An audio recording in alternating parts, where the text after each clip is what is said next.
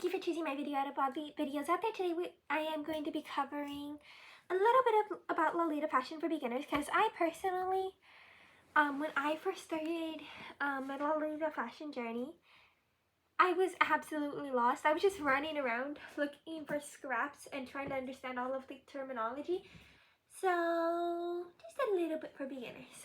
So first of all, what is Lolita fashion? And what isn't it? Lolita fashion is not cosplay, it's not NSFW, it's not like anything like that. For different people, Lolita fashion means different things. It could be simply they could wear it because it's cute.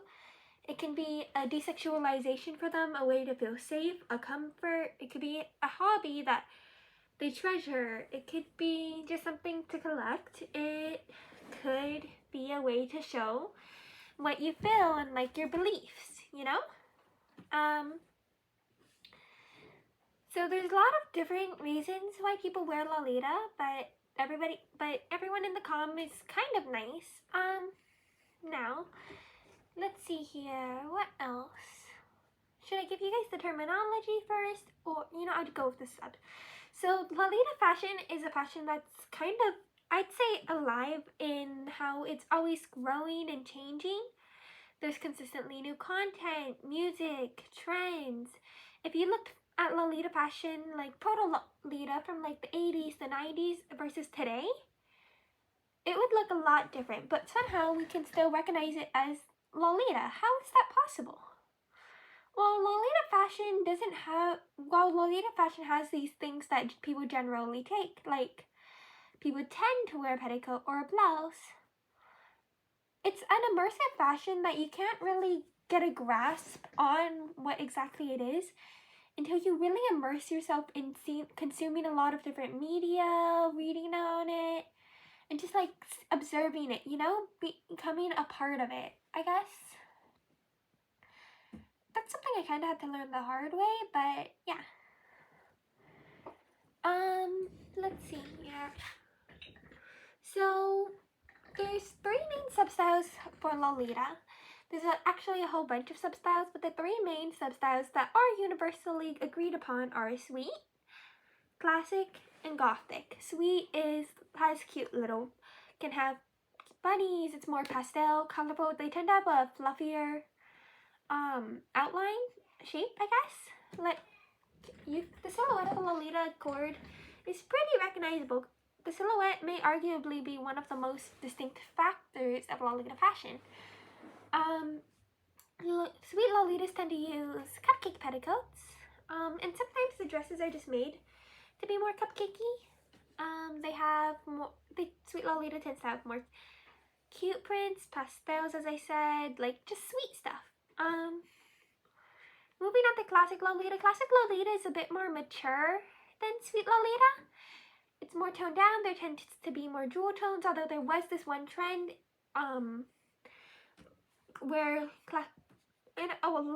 years ago where like classic Lolita started incorporating pastels into their classic cords, and I don't know if that term is still used, but they used to be called art litas or something. I don't remember, but like, yeah. They tend to be more classical, I guess. Like if you think about somebody drinking tea, you'd probably think most about a classic Lolita. Like Bridgerton vibes, I guess. It's not like Bridgerton outfits, but like the vibes. Continuing on, there's Gothic Lolita.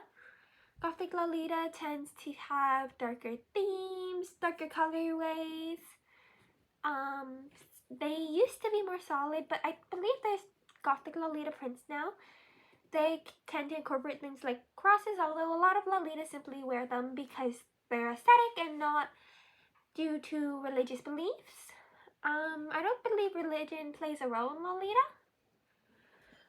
Continuing on for Lolita terms. A casey or a head bow is one of these. A blouse is basically a woman's shirt. A cutsuit's like a blouse but softer, stretchier, and less formal. A bolero is one of those like half jacket things. JSK stands for jumper skirt, which is basically one of the things I'm wearing now. As you can see, it doesn't have any sleeves. Some have zippers. Shearing is this here, see how this stretches? That's because there's shirring on the back, which is actually very useful for fitting into for Lolitas of different sizes. OP stands for one piece, so that'd be like a dress with sleeves, which would mean that you do not need a blouse. Let's see. OTKs are over the knee socks. I have to be missing something. Oh, cord. A very stable Lolita thing. A cord, or C-O-O-R-D or C-O-O-R-D. Both spellings are used. It's basically a Lolita outfit. What makes a so those are basically the basic terms that Lolitas need to know. The others can be discovered in due time. I don't want to overload you guys with info. So what makes up a cord? You need a headpiece, sometimes something on your wrist. I don't think that's required anymore, and either way I'm too broke to acquire stuff for my wrist just yet, so you guys are gonna have to deal with that. And a main piece. If you have a JSK, it's highly recommended that you wear a blouse or like some kind of long sleeve. Blouses don't have to always be short sleeve. There's also long sleeve ones. Let's see here. Oh, ita. I forgot this term. Ita is derived from the Japanese word itai, which means pain. Ita is basically somebody with a cord in it that's almost painful to look at. People do not use the word ita for new Lolitas as they are trying to figure out Lolita fashion. And calling them an ita is kind of rude. And in this day and age, I don't think people publicly call people itas anymore. But yeah, okay, back to the Lolita cord thing. You can also have some optional but not required is bloomers. Bloomers are like these puffy shorts that Lolitas wear under their petties. You can reduce how like itchy your clothes are. Because some petties can be a bit itchy. It's frowned upon to show your petty, but whatever. Petticoat, petty is short for petticoat, and that's basically the thing that gives your dress its poof. Sweet Lolita uses more bow-shaped petticoats, while Gothic and Classic use more A-line petticoats. And then obviously you need socks. So OTKs, over the knee socks, or stockings work. I've seen so many cute printed stockings and OTKs, but I don't have enough money for them yet. Let's see here. And then you need shoes.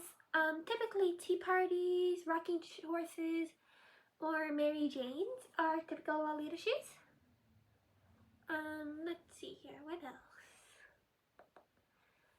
I think I explained this and that. So Lolita can simply be a fashion to some people. Other people, it can be like a lifestyle sort. There used to be pure maidens. Check out my video on pure maidens.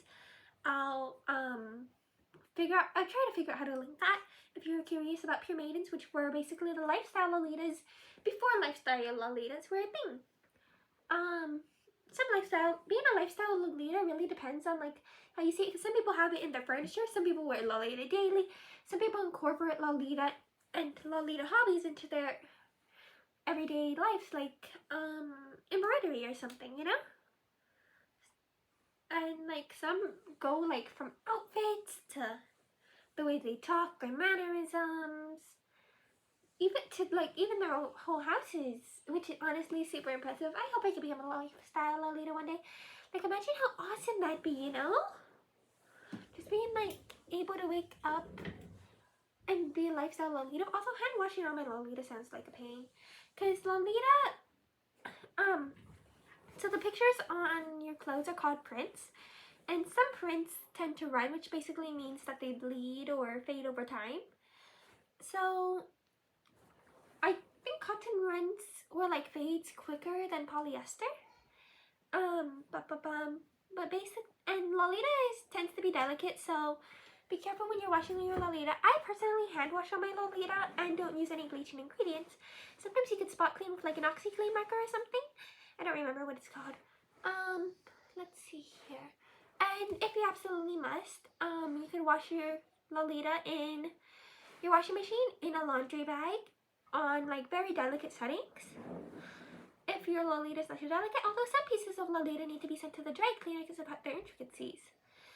Another big thing about Lolita fashion is the lace. See, this is semi-decent quality lace, which is normal in Lolita fashion.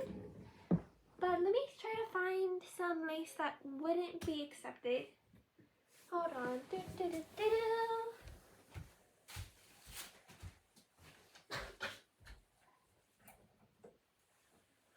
Okay, here I have a non-Lolita outfit. This is not Lolita because Lolita isn't cosplay, but this is something I had in like 7th grade, I think.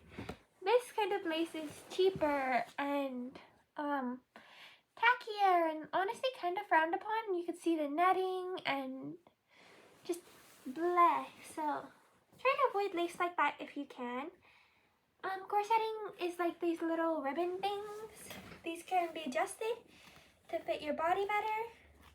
As for where to get Lolita for beginner Lolitas, I personally recommend 42 Lolita. I'm not even sponsored by them. I don't know why I talk about them so much. I just use them a lot, I guess.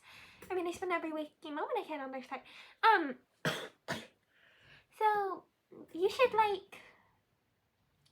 so the 3 big brand names, which are super duper expensive. You don't have to get brand. Don't feel pressured to get brand. They're renowned for their quality. However, I have heard that brand has been declining in quality. It's late. Cough, cough, angelic, pretty. Cough, cough. But let's see here. So the 3 big brands are Angelic, Pretty, Muy Muy Mote, and Baby Star Shine Bright. Those were really big turning points in Lolita fashion, I believe. I don't remember Muy Muy Mote's mascot, but nor do I think I know all of the mascots. However, sorry about that. Angelic Pretty's mascot is Moki-chan the fawn. It's actually a very sought over thing, I believe. Very proud, very precious in the Lolita community. And then Baby Star Bright has Usukumiya, I believe. And I don't know if Moi Moi Mote has one, but I feel like Mana himself is basically an icon for that brand because he founded it, which brought a lot of Lolitas in. Angelic Pretty and Baby Sunshine Bright are Sweet Lolita, which is the sub-style that I'm most interested in. Yeah. I feel like there's more. There's gotta be more because I know there's so much Lolita and I want to like cover as much as possible. Oh, okay, so that's right. I was talking about where to get Lolita. Okay. So Taobao is basically Chinese Etsy, and that's where you could get Lolita for cheaper. Although you do have to be cautious and check seller reviews and ratings to see if they're really a legit seller. To get stuff from Taobao, since they typically only ship in China, you do have to either use a reseller or a shopping service like 42 Agent or something. I'm not too well versed in the world of resellers because not resellers, shopping services, because I use resellers like 42 Lolita and my Lolita dress. Stay away from my Devil Inspired. Devil Inspired is known for replicas. So replicas are basically as you can't copyright a dress, sometimes the brands will copy other dresses. Like they're not actual brands, but they'll copy brand dresses and make replications of them, which can hurt the brand because Lolita isn't really a big thing. I mean, it seems big to us, but in all honesty, if replicas infiltrated too much, people are gonna get scammed, and replicas can take out actual real Lolita businesses, which is why we shouldn't support them. We should support our indie businesses. Taobao has a lot of indie sellers. Yeah, that's there. Oh, another way to get cheap Lolita, which Bodyline is technically kind of brand. It's not like Angelic Pretty, but it's well known enough. Before Taobao, people used to recommend Bodyline a lot. Bodyline, you can get pretty cheap Lolita, but be careful because they also do happen to have a lot of costumes on their site. Like, interesting costumes. Let's see here. Wait over this and that. Oh, how to find other Lolitas. There's a lot of other Lolitas out there. Typically the term Lolita is banned, so people tend to use the umbrella term EGL, which was coined by Manasama, who kind of an icon, not really as big as Misako. I mean, maybe he's big as Misako. I don't know.